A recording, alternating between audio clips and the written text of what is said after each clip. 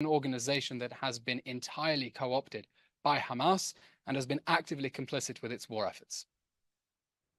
The next question comes from Pell Zacharisson of Bulletin, Sweden.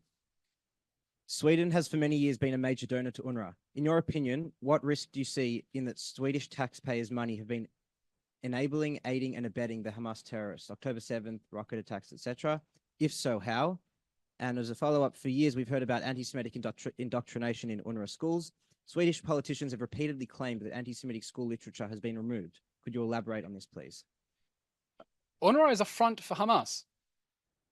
It hires terrorists on its payrolls. It covers up the presence of Hamas tunnels and weapons inside its facilities, and it launders Hamas talking points for global consumption. We know that Hamas hijacks aid. We know that UNRWA turns a blind eye to it. We know that UNRWA and Hamas have arrangements and understandings about the distribution of aid inside the Gaza Strip. There is an urgent and present threat that international taxpayer money, donated generously to support civilians in Gaza who genuinely need it, is being hijacked by a terrorist organization that is prioritizing its own fighters and its own war machine, that has openly stated its willingness to sacrifice and martyr its own civilians on the altar of jihad and its war against Israel. Israel wants to see humanitarian aid reach civilians in Gaza who need it and not reach Hamas that is trying to steal it. And the recent revelations of 13 UNRWA members actively involved in the October 7 massacre, apart from the other 1,200 operatives of Hamas and Islamic Jihad, need to be a wake-up call about the money that the international community has been donating to the Palestinians, often with the best of intentions, that has been hijacked and appropriated by terrorists who have perpetrated barbaric atrocities. And we expect Sweden and all other UNRWA funders to demand accountability from UNRWA. It let the fox into the chicken coop.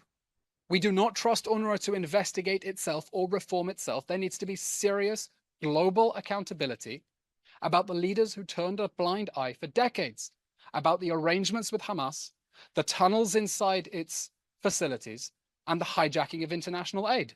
This must stop.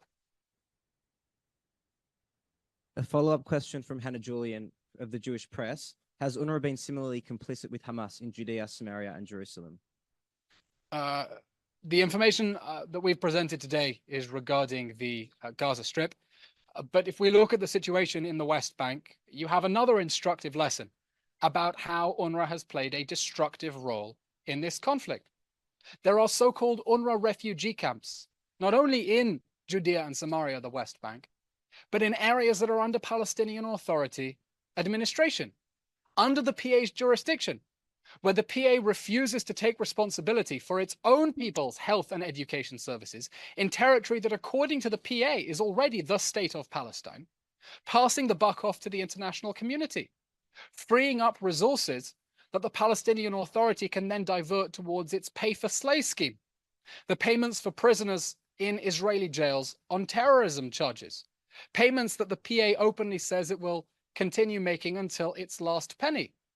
And we think the world needs to ask very tough questions. We hear many international partners saying that the Palestinian Authority should govern Gaza. Why should it govern Gaza when it won't even govern the territory that is already nominally responsible for in Judea and Samaria?